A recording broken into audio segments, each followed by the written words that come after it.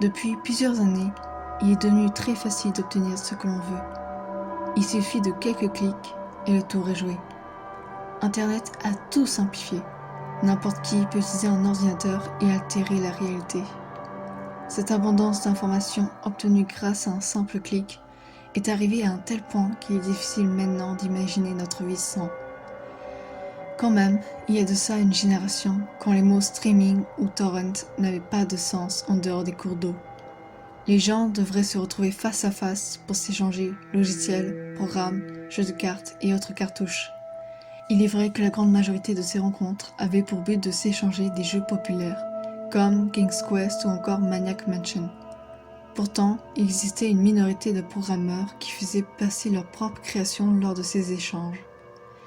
Et si le jeu était suffisamment divertissant et bien programmé, celui-ci était passé de main en main jusqu'à attirer l'attention d'un potentiel éditeur. Ces jeux-là étaient rares et considérés comme de véritables artefacts, recherchés par les collectionneurs à travers tout le pays. Pourtant, Pale Luna n'était jamais sorti de la région de San Francisco.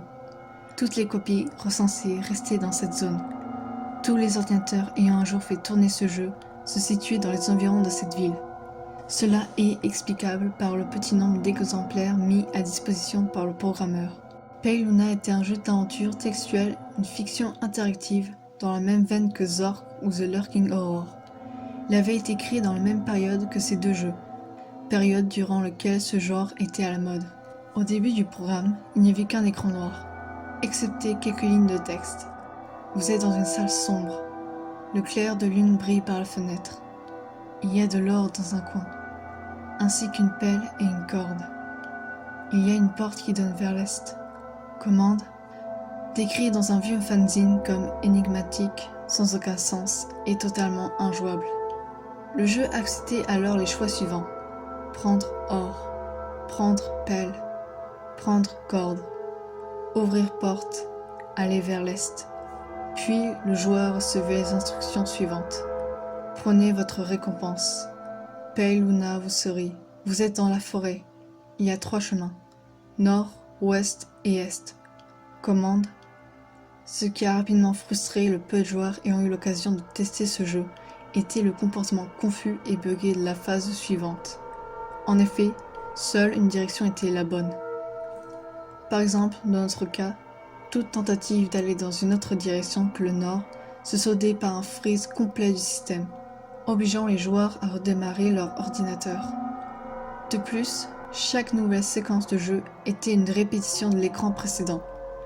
La seule chose qui changeait étant les directions proposées. Encore pire, les commandes classiques de ce type de jeu étaient inutiles ici. Les seules actions acceptées par le jeu, autres que celles du mouvement, étaient « utiliser or », auquel le jeu répondait par le message suivant « pas ici », ou bien « utiliser pelle » qui affichait « pas maintenant », et aussi « utiliser corde » qui faisait surgir le texte « vous avez déjà utilisé ceci ».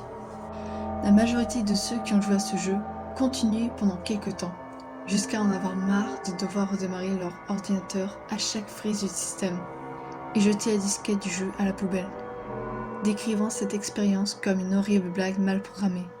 Toutefois, il y a une chose sur le monde des ordinateurs qui ne change pas malgré l'époque. Ceux qui les utilisent ont beaucoup trop de temps libre à combler.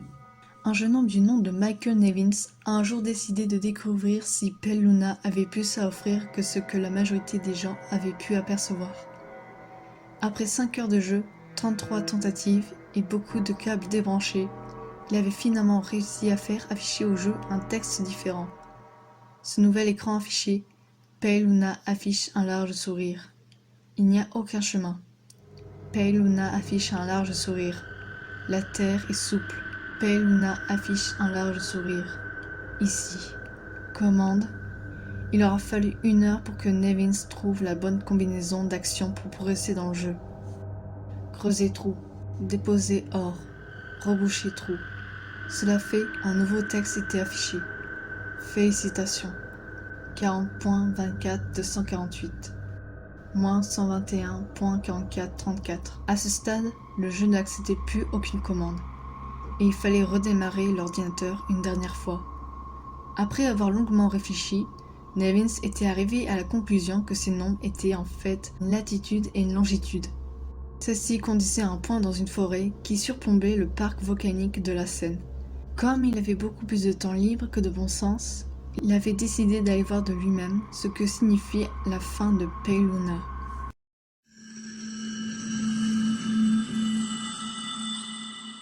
Le lendemain, armé d'une carte, d'une boussole et d'une pelle, il parcourut les sentiers du parc. Dans la forêt, impressionné par le fait que chaque fois qu'il tournait un carrefour, c'était exactement dans le même sens que dans le jeu. Plus d'une fois, il regretta d'avoir emmené les outils pour creuser. Mais finalement, il se convainquit que vu la similarité entre sa journée et ce qu'il avait vécu dans le jeu pour le moment, il y avait sûrement un trésor enterré quelque part à la clé. À bout de souffle, après son périple en quête de l'endroit qu'indiquaient les coordonnées, il arriva finalement dans une petite clairière, dans laquelle il trouva un amas de terre retourné. Excité comme il devait l'être pour avoir peut-être trouvé un trésor, ce serait un doux euphémisme de dire qu'il fut choqué en découvrant à la place la tête d'une petite fille blonde dans un état de décomposition avancée. Il alerta aussitôt les autorités. Il s'agissait de la petite Karen Paulsen, 11 ans, portée disparue par le département de police de San Diego depuis plus ou moins 1 an et demi.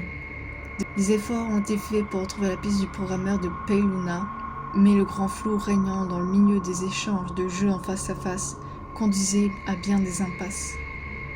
Les collectionneurs offraient jusqu'à $6 000 pour une copie authentique du jeu. Le reste du corps de Karen ne fut jamais retrouvé.